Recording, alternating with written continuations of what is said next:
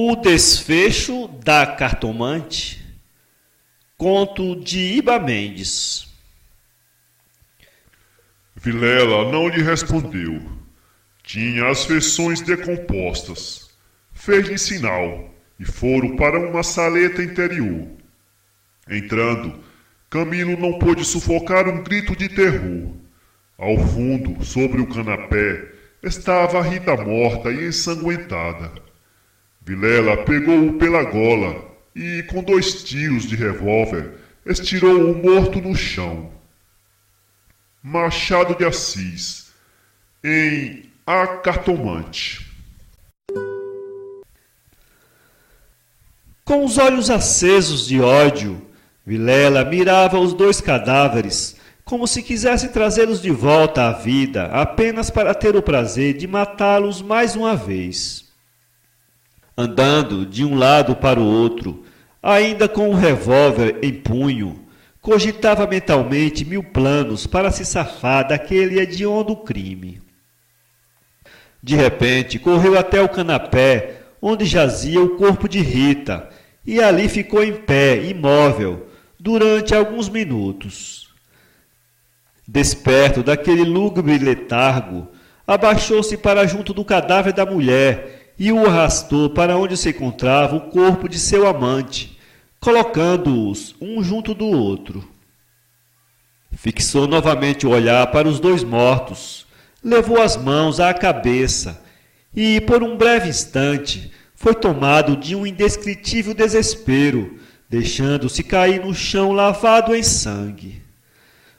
Logo, porém, recuperou o máximo que pôde da sua natural lucidez, foi até o quarto e vestiu uma calça às carreiras. Voltou e desceu correndo os degraus da casa, quando observou ao longe a figura de um cocheiro com o seu tilbre. Gritou 2 vezes para que este se aproximasse, incumbindo-o para que o conduzisse até a antiga Rua dos Barbonos. O pobre homem, entretanto, desculpou-se, dizendo que infelizmente não podia levá-lo naquele instante, pois que aguardava um tal senhor chamado Camilo, que ali entrara e que ele muito provavelmente deveria conhecê-lo. Oh, sim, deveras, conheço-o, mas ele me pediu para que eu dispensasse. Irá depois diretamente para o cemitério São João Batista. O cocheiro do tilbre ia perguntar se havia morrido alguém.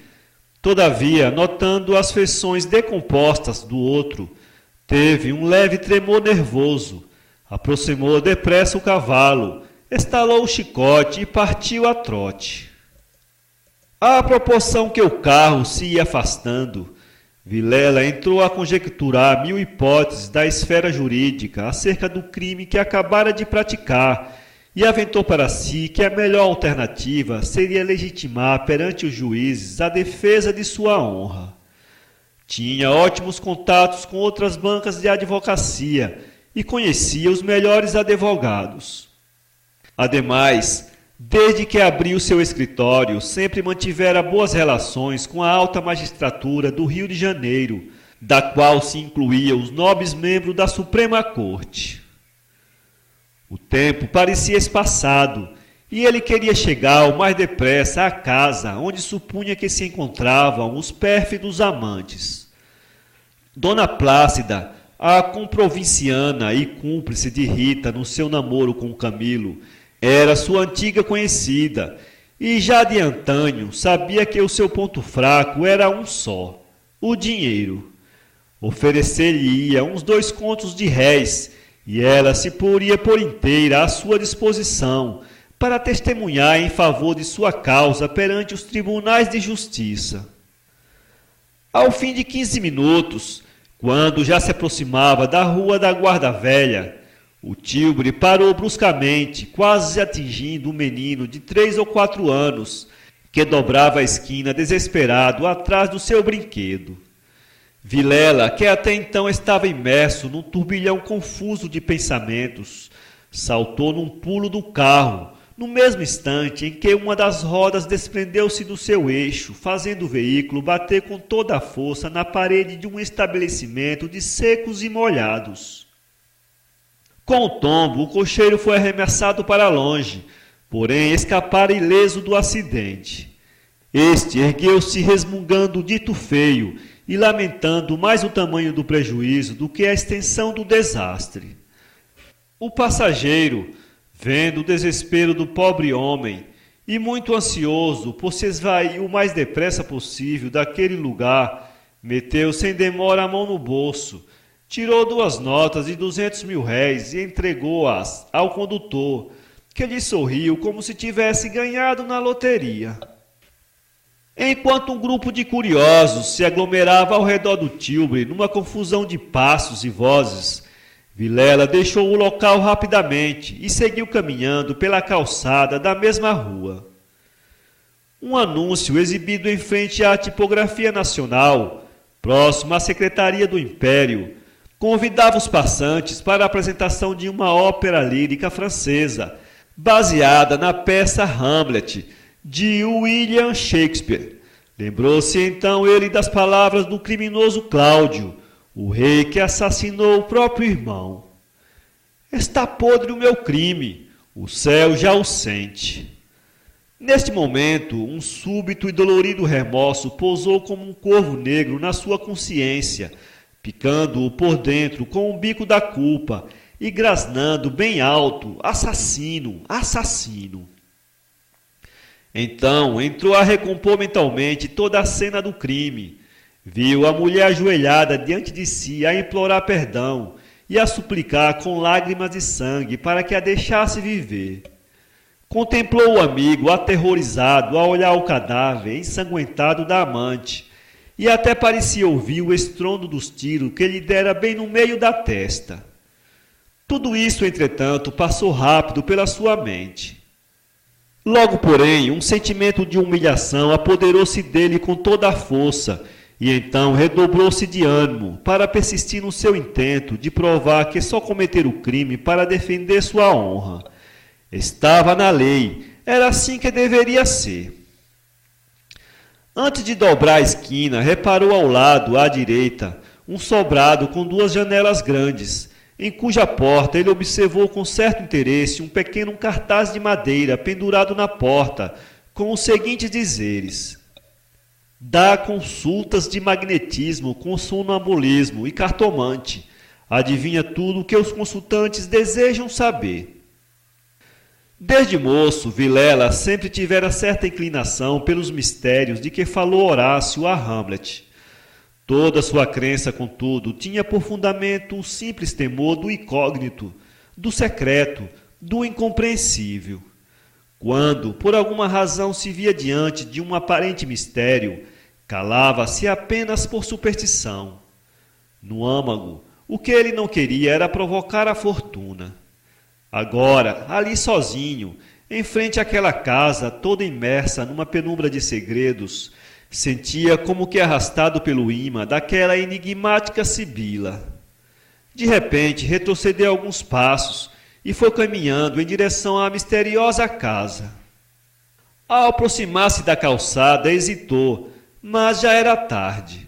Uma das janelas abriu-se e apareceu a cabeça de uma mulher. A porta está aberta, pode subir. Mais que depressa, enfiou-se ele pelo corredor e subiu a escada.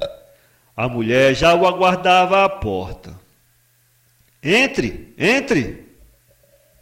Vilela entrou assustado e olhando para um lado e outro, como que querendo antecipar a decifração de algum enigma.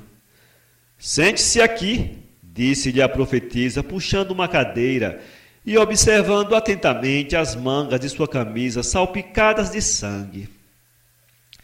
Feito isto, dirigiu-se até uma velha cômoda de mogno, puxou dali um lenço vermelho e foi ligeira sentar-se à mesa do lado oposto em que ele estava.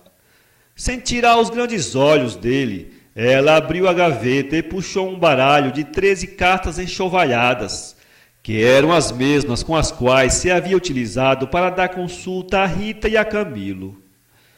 À medida que as espalhava sobre a mesa, balbuciava palavras incompreensíveis, que o outro traduzia mentalmente como sendo a sentença fatal do seu destino.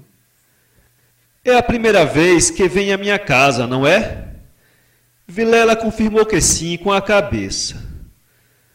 Vejamos, as cartas revelam que o senhor está vivendo um terrível drama, correto? Ele respondeu afirmativamente e acrescentou quase chorando. Sim, minha senhora, um terrível drama.